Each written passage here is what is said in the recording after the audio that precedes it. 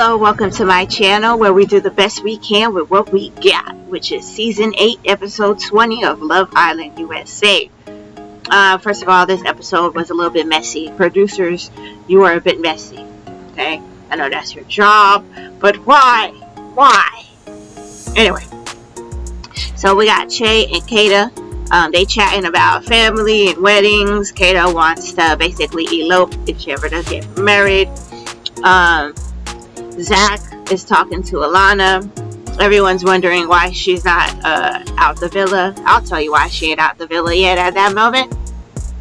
Because the producers wanted to get this kiss. So then they could send it to Kata and the rest of the girls later on. With the other guys and what they've been doing. Okay? Or because this kiss that Alana gives Zach when they're chatting at this point in time is the picture, the snapshot that they took to later on put in that mail. Y'all know what I'm talking about. Nonetheless, so yeah, they chatting. Alana's still here. I told you for the mess of the producers, because if she would have left, Zach and Kata wouldn't really have a thing unless they use the pictures from that raising temperatures challenge for last episode. But right before she kissed him or he kissed her, I think she leaned in. She was talking about the ball's in your court. Because, you know, Zach was all in his head about the challenge and Kata and what she's doing over there back in the villa.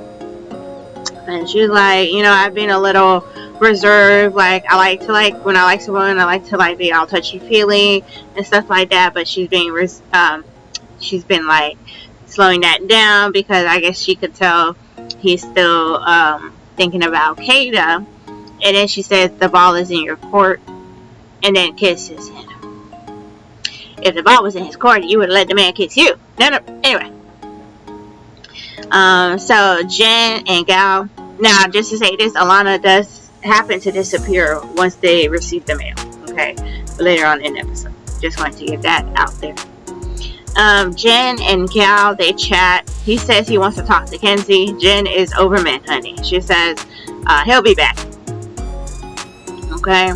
Gal does end up talking to Kenzie. It seems like he likes Kenzie more than he likes Jen. So, see how that goes. Trinity sleeps in soul ties because she doesn't have a connection with because she switched with Melanie, so she would have slept with Ronnie while Melanie is sleeping with Corey as bed buddies. So she was like, nah, she don't have a connection with no one here. She went for Bryce, honey. Bryce, where art thou? Okay, so she's sleeping over there, soul ties. Now, we get a chat once again between Corbin and Casey. These chats between them are out of pocket, okay? It's showing their age. Just a teensy weensy, okay? Corbin says he hasn't thought about Kenzie not once since he's been there, okay? We know, we see it. Casey, yeah. So they basically said that they're bringing the girls back. Corbin's bringing Parmita back. Casey's gonna bring back TT, okay, Tiara. That's what they're saying they're gonna do, and how the Casa girls are like college girls, and the Villa girls are like high school girls.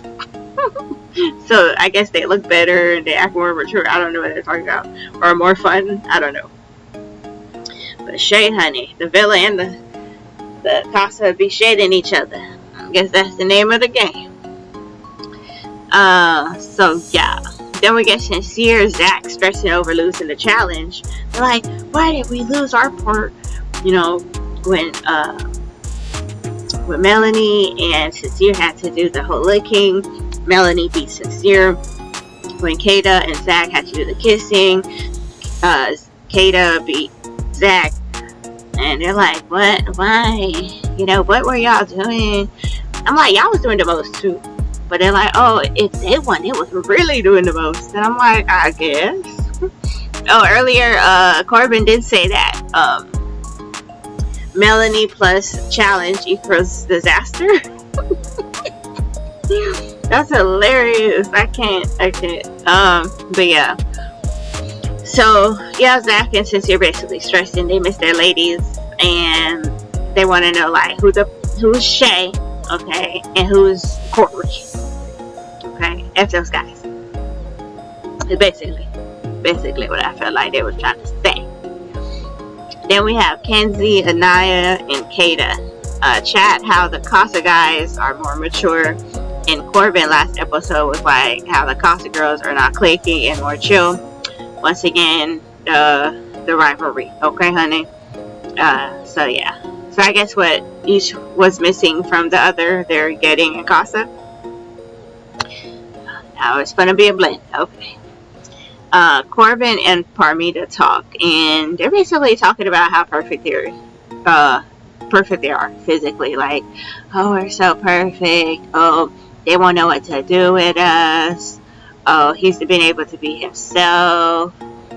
He was seeing a lot of icks with Kenzie, but he really likes Parmita. She's the female version of him. He's a male version of her. Blah blah blah.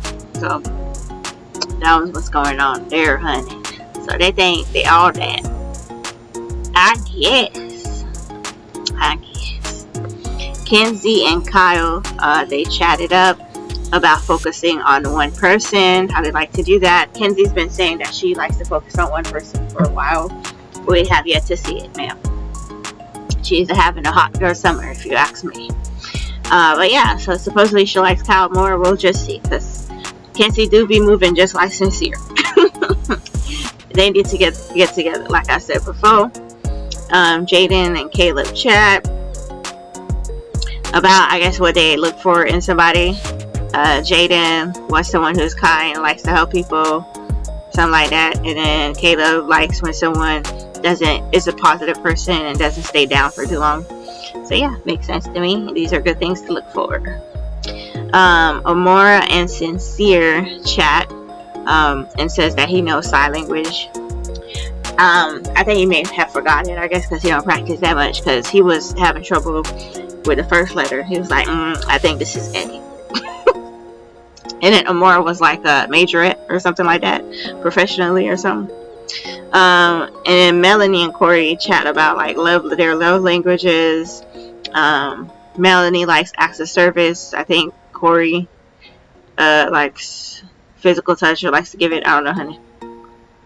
And then Melanie talked about her house. She would have like a compound where all her family lived there. Then she would have animals and things like that in the back or something like that, like a farm. And then Corey was like, okay, I have something. Like, basically, he has to get started. Basically saying he gonna build her that dream house. That was cute. That was cute. What in the notebook is going on here? Okay. So that happened. Then we have Ronnie and Jen who chat. They seem like there might be a little connection there. Because Gal is slipping. He's trying to get with Kenzie, F around, and be the one out the villa. Because Jen ain't gonna stick around with you trying to get with Kenzie. She wants to be put first and wants someone to be obsessed with her. Okay, so he's slipping. She finna go to Ronnie. Okay, then Kenzie most likely gonna go to, what's his name? Kyle. I'm gonna go with him. So then you gonna be single. And you gonna have to go. Your trip is gonna be cut shorter because you was playing around. Okay, so yeah, they seem like they have a connection. Later on in the episode, towards the end, they did kiss and all that fun stuff. So Kenzie's walking, and then boom, there's a pink mailbox. Okay, there's a delivery, honey. The producers, a message from the producers being messy. So one mailbox for them and a delivery for them in Villa, and another for Casa, talking about here's something for you, love the Villa or love Casa and stuff like that. And it was not a good delivery, honey. For the ladies, you know what I'm saying, they had pictures of the guys kissing the girls that they've been interested in over there in the costume. And for the guys, they get a picture of the ladies kissing who they've been interested in the villa. Except for the picture of Melanie. It was just a picture of Melanie looking endearingly at Ronnie. We know it to be Ronnie because we saw it. And Sincere was like, he'd rather have had a picture of her kissing somebody than looking at them like that, because he's like, that's how she looks at me. I'm like, okay. I guess he's used to her kissing people, honey. He's like, that's not bothering me. But who you looking at like that? Huh? You know? But yeah, Kata over there, she crying. Zach already know Kata's gonna be tripping for real. Zach's like, as soon as he saw his part of the delivery, he's like, oh no, I know they're gonna show the picture of me and that Alana kissing. Meanwhile, Alana ain't nowhere to be found, because they probably already kicked her ass out. That's what it seems like, okay? So she ain't nowhere to be found. So after the producers did the shady stuff, then they told this girl she could bounce. Okay? So that's what had happened there, honey. So he knew she was going to be tripping, and she wasn't tripping, but she was like, yeah, she was very emotional. She was upset. She was crying, but she was like, man, I'm mad. So she was kind of mad for real. And a little sad, I'm sure. And she kept looking at the picture and saying, oh, it's from the first night. No, it's from last night. So yeah, I guess either way, but she was really stuck on it was the first night and things like that. You know, a lot of people be telling Kata that Che is like really good looking. Like Kenzie was like, oh, he's good looking. Anaya, everybody, Melanie, oh, he's good looking. So like, he looked better than Zach. Basically telling Kata, forget Zach, you got a good looking man, because they're saying, if you don't take him, I'm gonna take him. This is what I'm getting, especially Kenzie. You say, move quick, I'm just gonna do what you feel is right, Kata. Okay? Now Anaya, okay, she mad about Miss Fulani Braid Beach. That's what she called her. She's like, dang, you out there kissing the Fulani Braid Beach. I couldn't even take Anaya serious for her. I'm not even mad at her. I've seen her show more emotion before. I don't know what she was going through. She was going through the motions at this point, because she had glasses on, and when she was looking at the pictures, she pulled them glasses down like she was a grandma trying to read the book. Honey, she's like, okay, what's going on here? Pure comedy. Trinity, Anaya, Kata trying to help each other move on, honey. So because it's, you know, they're the ones that saw what their guys were doing and felt a way about it. And although they were going to be, initially seemed like they were going to be single, like they weren't going to bring no Casa Boys back, from the pictures they've seen, things might change. Okay. And Melanie mentions that Che is a big pit, or is it Kata who said that? Well, Kata said Zach is a Chihuahua, and then Che is a pit bull. And then Melanie was like, a big pit, the biggest, okay? A lot of, alright, but yeah. I don't think they're going nowhere, okay? Melanie, Kata, Anaya. Did I say Trinity, Anaya, and Kata? I meant Melanie, Trinity, Anaya, and Kata were trying to help each other. My bad. But yeah, so I don't think they're gonna jump ship for real. If we get the Kata from the beginning of the season, who wasn't messing with no host, and so like that, it was like a tip for cat pitch. So she might bring Che back. But if she's really still in her feels and maybe looking at the scenario like, oh, is the producers trying to start some shit, she may still stay single. So because they know, they ain't stupid, they know the producers gonna do some shady shit, and that they probably showing the boys over there some shady shit that didn't really even occur. So I'm sure after the initial shock, sadness, and anger, she had time to process and really think like, hey, you know, he might be getting something at me and think something, and then I'm getting something at him, I'm thinking something. I'm gonna go with my initial thing, which is to choose each other, and then we can talk about the situation at that point in time. I think that's more so what Kata and Melanie may do, as far as their reasoning. Now when it comes down to Anaya, Anaya, you should bring something back now. One, when you saw Casey and how he acted on that little movie night you got, with the heart rate challenge thing. So how he was acting, he was like, "Oh, you finna see a different Anaya? Please let us see a different one by bringing a different dude," which I guess will be Carl. Is that his name? Oh, yeah, I think so.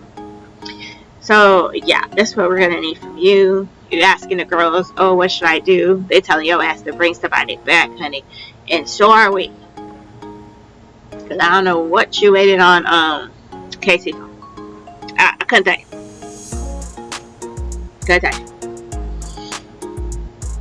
You realize that y'all ain't got nothing in common and is moving on. You realize you have nothing in common with Casey and you're not moving on. And for why? For Paul. Okay. For K. Okay. And there.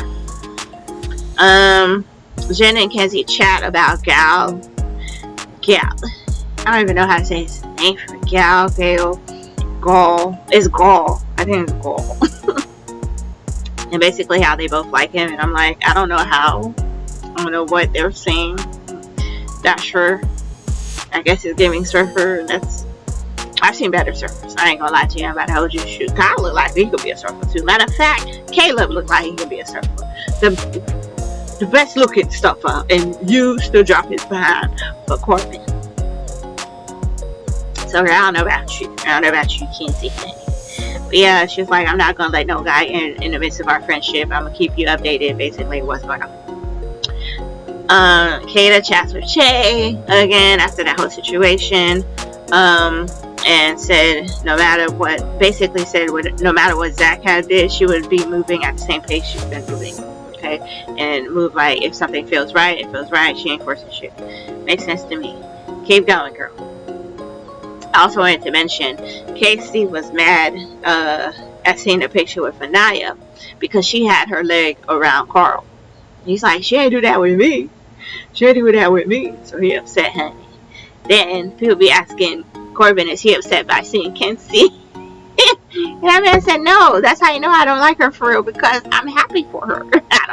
He don't feel no ways, he just feels happy for her. Because he's like, I moved on, she's moved on, great. We can part peacefully. But Kenzie said she low-key feels some type of way, but what she got to do? He's an F-boy, you know what I'm saying? I'm like, yeah, very much. Sincere finally says that he misses Melanie. So we hear him say that this episode. That is leading me to think he's gonna come back single. But we just shall see, honey. But Melanie over there trying to move on with Corey. She trying. I don't think it's gonna work. If in front of her she was seeing the whole soul thing and Sincere, she didn't move on, I don't think this gonna make her move on, I'll be honest with you. She did mention when seeing the picture, like, why would you risk losing me again? Whew. I mean, good question. And are you willing to find out the answer? Anyway, yeah, so we'll pretty much see what happens there. That was basically it this episode, you guys. Thank you so much for watching. I hope you have a good night, morning, or afternoon, wherever, whenever you may be watching this. See you next time, and peace out. It's alright.